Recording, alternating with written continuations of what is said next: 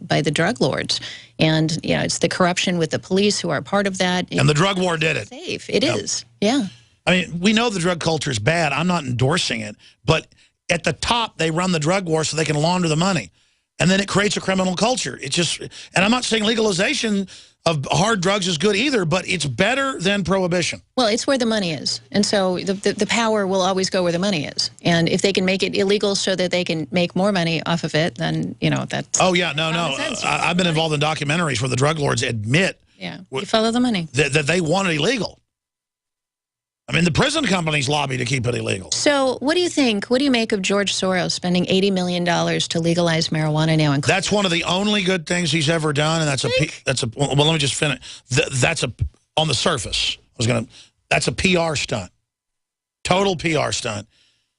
To look like but the real reason is they're not really decriminalizing it. You waive your rights in these states like Michigan and Colorado and California and get put on a list, and now they come to your house whenever they want. Now they take your kids. It's a trap to institutionalized medical marijuana users and is a way with this new super weed to basically turn people into zombies. That's the thing. That's what I think is going on, because George Soros himself has said that he doesn't approve of pot smoking. He doesn't want his family smoking pot. He himself doesn't smoke pot, but he wants you and your family smoking pot, because the 8 hours a day, they want you cleaning up the roads and driving the buses and keeping the system going. But in your off time, they want you either playing World of Warcraft like a zombie. Or no, I agree, but you don't throw somebody in. You don't throw somebody in prison for it, though. Yeah, well, it's been obviously that's been a very powerful way to do asset forfeiture and all sorts. Look, here's the deal. Here's the deal. If people want to drink Drano and kill themselves, I'm with you. I'm a libertarian. I totally believe that you should have the. Let me tell you, I've seen the new medical marijuana wreck people. I mean, I've known beautiful, smart women who are like wreck zombies now. I've known really smart businessmen who are zombies now. Well, here's the thing. What does marijuana do? It mellows you out. It makes you mellow. There's a reason why we have this sort of stereotype of the laid-back pothead, because they're not the kind of people who are going to take a picket sign and go and actually make some change. They're not the kind of people who are going to... I mean, some of them do, don't get me wrong, but... As a whole, if you took the entire American population and had them all smoking pot every night, it would be like Soma from Brave New World. It just mellows people. Well, here's the deal. They're coming out. Right back. I've confirmed, this is a big story we're working on. They've already got the GMO strains that are being privately done in labs. Yeah, that's going to be scary. This is not marijuana. This is not marijuana. The genome of it, absolutely. And the second piece of that is all the video games that are so incredibly addictive.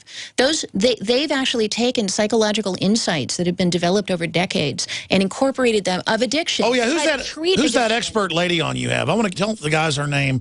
I want to get her on the one about the addiction. I've had a couple on talking about it. I know so many women who are leaving their husbands because they just want to play video games all day. Yeah, and they'll always say, you know, like somebody that's a video game head, they'll go, hey, it's my life. Not a problem with it. And I'm like, hey, I'm just telling you, it was developed by DARPA to literally turn you into a zombie. You know, so, okay. Well, and what happens is that, you know, you look at all the mass shooters, and they were all heavy video game players, because you're developing a skill. And when you develop a skill, I mean, if I were taking guitar lessons, I'd want to get up on a stage and play guitar. So if I'm playing these games all day long and learning how to kill, at some point, that's a skill you've developed, and there's a certain percentage of people that go, why am I just wasting my time practicing this skill here when I can go out and actually do it? And so yeah, it's like Dad giving you a Playboy when you're 14. Well, I don't know about that. But you know, no, I'm joking. No, but the whole point is, I was talking about Joe Kennedy Sr. Make me blush here. Did that with us. It's a joke. It's a joke. The point is that they're basically, well, they had studies that proved that the DARE program, we're going to skip this network break and do one more segment. They had studies out there that death education in schools cause more suicide. Like, don't commit suicide. Here's how to do it. 2020 even admitted a doubling and tripling of suicide. The DARE program taught kids how to use drugs. Yeah, no, it's the focus on this stuff. And how many ways can they get us to zone out? They don't care if you're angry. They don't care if you know. They care if you do something about it. That's really the key.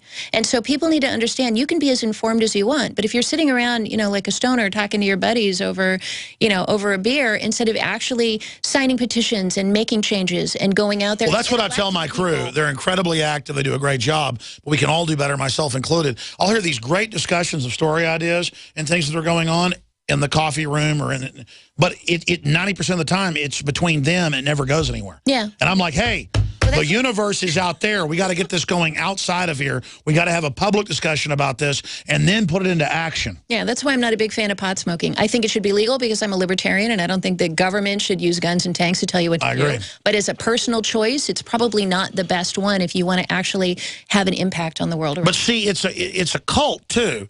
Because then I've been in all these films about decriminalization and stuff, but then people go, man, why don't you think it's a good culture then? $80 million that George Soros spent to fund the grassroots organizations to build up this kind of motion around it, this kind of... By the way, let's talk about who he is. He's really a Rothschild front on record. That's even come out in the British news. The Rothschilds sued over it, lost the lawsuit.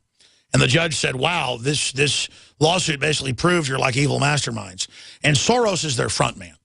A Nazi collaborator they hired for bizarre reasons to run things. He's given DARPA intel. Everything he does is key. Arab Spring, he's behind the open borders right now to collapse things. He brags he's behind the Ukraine takeover. I mean, this guy is literally like a James Bond supervillain. So you're right. Why is he behind legalizing the weed? $80 million. Think about how much money that is. What could you do with $80 million? Well, I'll tell you, because make the country a better place. No. They promote it, make it acceptable to get more people on it, make it more available. So I was for decriminalization. Now I realize with their HUMET super science systems, they went above that and are making it institutional with weapons-grade pot to then make it acceptable, put it in stores everywhere, and literally zombo everybody. Zombify the whole country. And have us, once again, it's back to what I was saying earlier, it's the get you to embrace your chains. If they said, hey, everybody, you're going to have to take a Soma pill after you get off work that's going to zone you out for 6-7 hours a night so you don't mess with us, we'd be up in arms. But if they say, hey, we're going to do what you want. We're going to, don't throw me in the briar patch. We're going to give you what you want reluctantly, but we'll give it to you and we'll let you smoke pot all night long. How do we win with that? How do we? And again, that doesn't mean there aren't people like George Washington. They called it toothache weed or stomach ache weed because most of it was hemp. They called that like shale or rope hemp, but they had the toothache hemp and call it weed. And the apothecaries would say, for your stomach, take this. For your tooth hurting, smoke this. So, but that was probably 50 times not as strong. Exactly. And when you GMO modify this stuff, there's no telling what they could do to it. I mean, you could smoke this stuff and never come back. I don't know. I don't know what's coming. Well, see, that's why they're promoting it now. And so we have to understand the old police state model's bad, but the new model's bad too. And see, people think, no, it's one or the other. Alex, why are you against marijuana? You police state thug. What is your problem? I'm like, I'm not for Putin and I'm not for Obama. No, you're for Putin or you're for Obama. You've got to choose a side. No. You've got to see all of it. Dichotomies. It's artificial. It's like the Republican or Democrat. And the reality is neither side is your friend. They're both going to take away your freedoms. Exactly. There is no left and right. There's just freedom and control. And those guys are on the control side. So these artificial, I mean, think about Republican, Democrat. Who came up with the idea that it is okay to kill a baby, but not okay to go to war? Well, listen, here's an example. That it's okay to go to war, but you can't kill a baby. I mean, it's not okay to kill, period. Exactly. I'm not up for that. Well, it's not good to murder in cold blood. It's good to defend yourself. Yeah.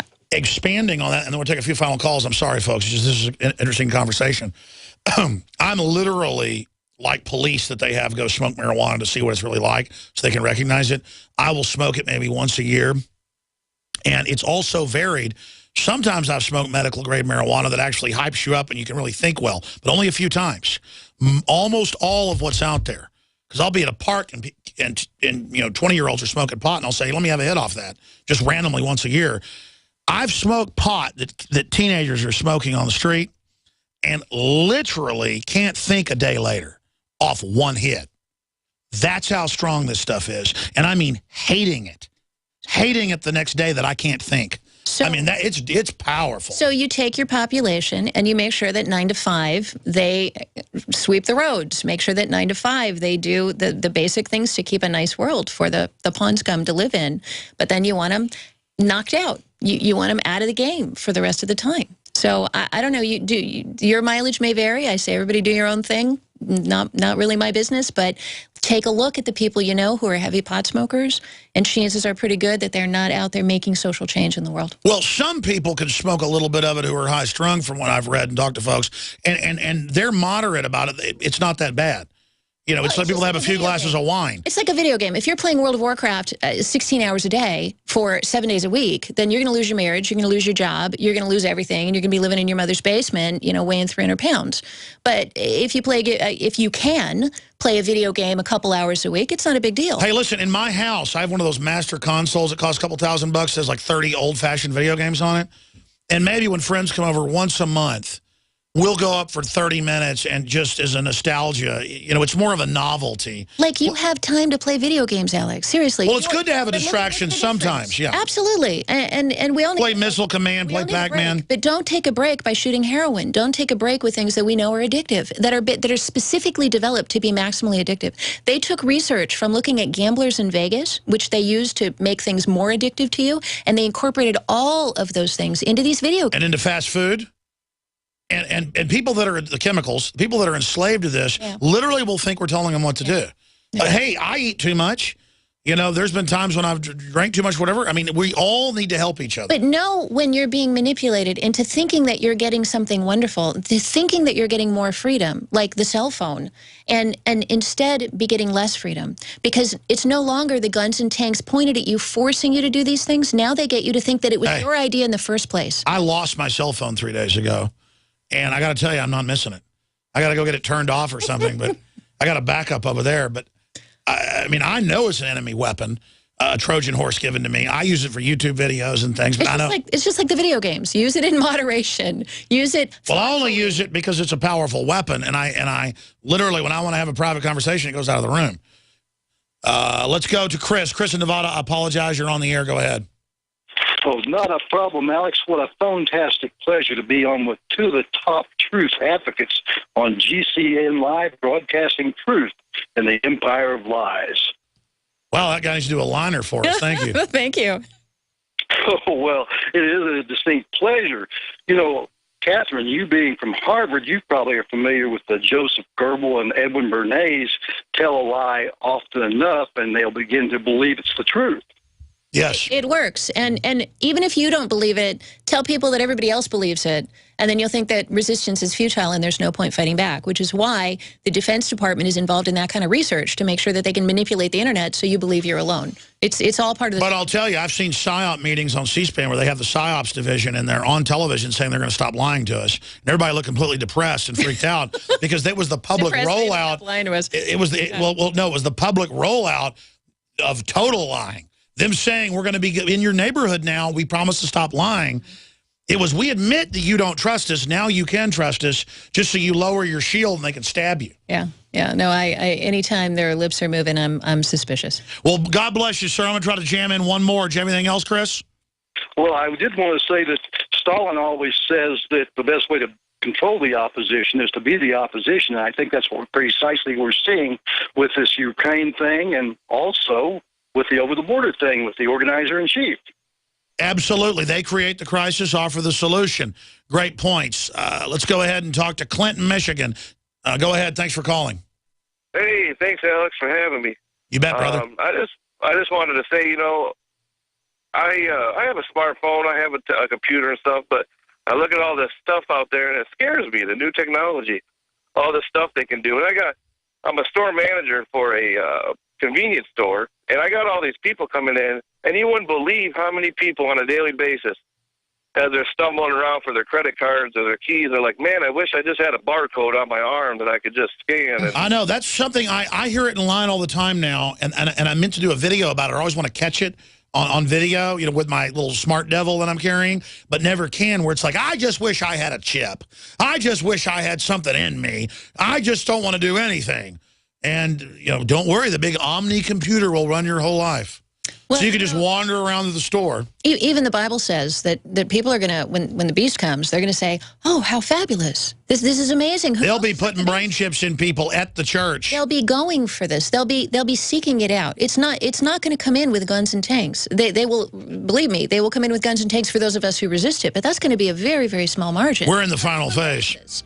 Well, no, I mean, Kurzweil and all of them have said, you're like a bug. We'll just sit on you. Yeah. Like, you know, at first you'll be in reservations for not taking the chips, and then we're going to come into those reservations, those ghettos. Sir, anything else about hearing folks say they want a barcode?